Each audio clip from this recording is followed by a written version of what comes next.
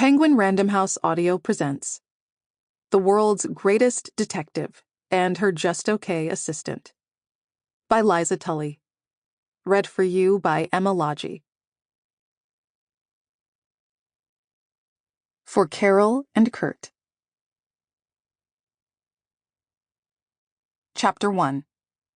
The Interview. Aubrey Merritt opened the door. "You're late," she said.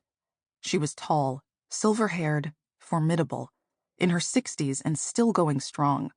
Her eyes, a vivid dark blue, bored into me with such ferocious concentration that I had to suppress an urge to run. Still panting, I checked my watch. "By 1 minute. 1 minute only." "That counts as late." "Technically, I suppose, but—" "Don't argue," I told myself. "This is your dream job interview. At least try to be agreeable." I plastered a nice smile on my face and said, "Of course. I'm so sorry." Her eyes narrowed. "I don't like apologies. They're usually insincere, which yours clearly was." I caught myself before I apologized again. The interview was deteriorating faster than it had any right to. I needed to turn it around quickly. Perhaps if the nationally renowned private investigator knew the reason for my very slight tardiness. "I'm not usually late, at least not as a general rule," I explained.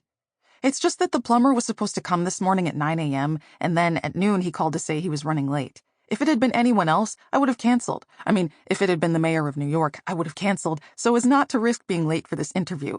But our kitchen sink has been leaking like crazy for more than a month, even when the water wasn't running, and the landlord was no help at all. I tried to fix it myself, and so did, the guy I live with." I never knew what to call Trevor. Boyfriend was passé. Partner sounded too functional, and fiancé was too French. "Nothing worked, and we've been desperate to get it fixed. I was really worried that if I told the plumber guy, 'Sorry, you missed the appointment, come back another day,' he'd get annoyed and refuse to return at all. I thought that as long as he showed up very soon, as he assured me he would, because he was already in the neighborhood, I could wait while he fixed the sink and still make it here by 2 p.m., which I did. Minus 1 minute, of course." "Stop, please." Aubrey Merritt was holding up her pale white hands, palms out, as if I were aiming a gun at her.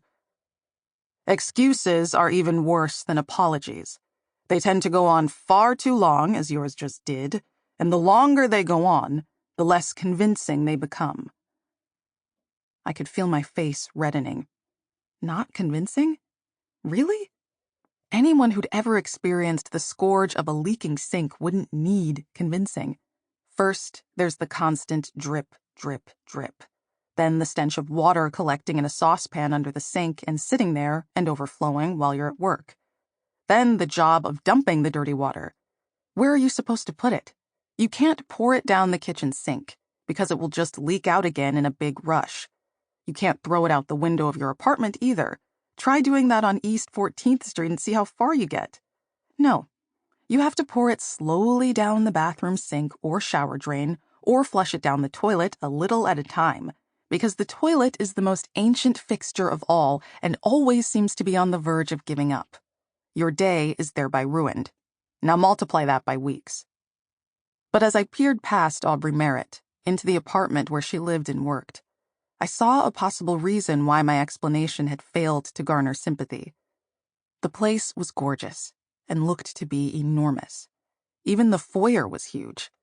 Its decorations included a tall, Chinese-looking vase on a marble plinth and a wall-sized, museum-quality 19th century oil painting of men in a small boat harpooning a shark.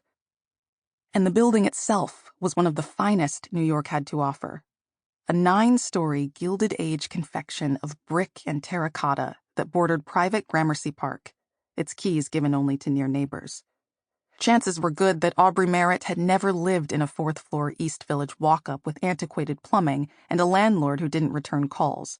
So how could she possibly understand the desperation I'd felt and the risky calculation I'd had to make? "Come with me," she said briskly, apparently having decided not to shut the door in my face.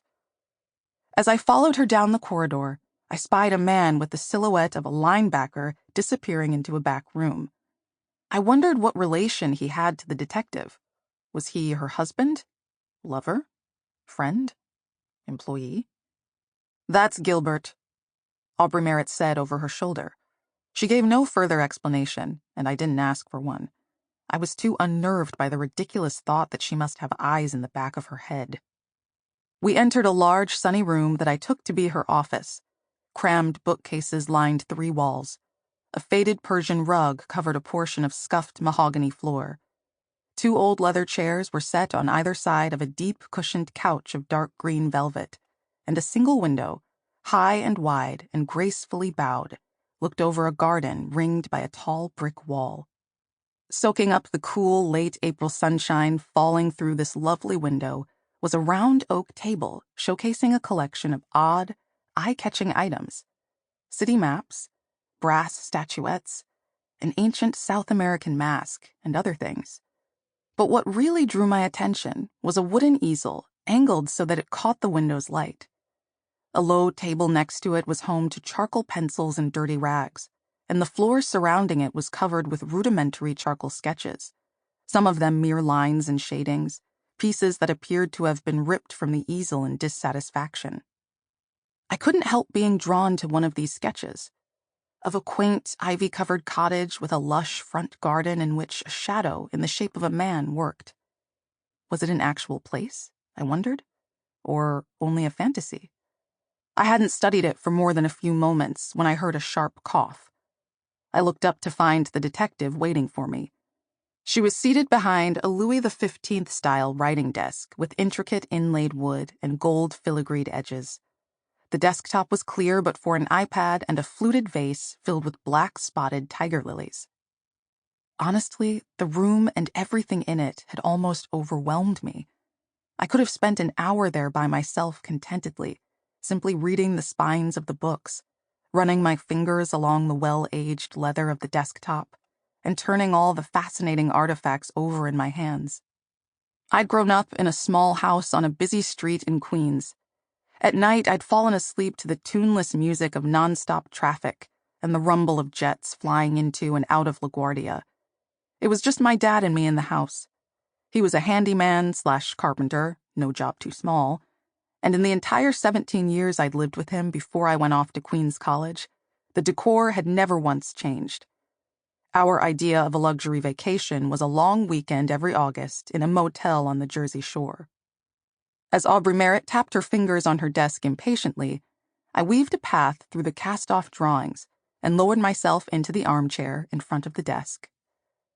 She picked up the iPad and settled stylish black reading glasses halfway down her nose. Let's see. You are... is it Laura Portman? Her voice was low and a little rough, her cadence unhurried. Blunt, I supplied. Olivia Blunt. Frowning, she swiped an index finger, slightly bent with age, across the screen, then another and another. I imagined the job applications of dozens of more qualified applicants flying past under her fingertips. Oh, I see what happened. I was on the wrong day. Let's see. Yes, there you are. Olivia Blunt. A long moment of silence followed. I wondered if I should fill it with something. Gushing admiration would just embarrass us both, but I needed to let her know that I deeply and sincerely respected her, that I had never wanted anything as much as I wanted this job. How did you hear of this opening?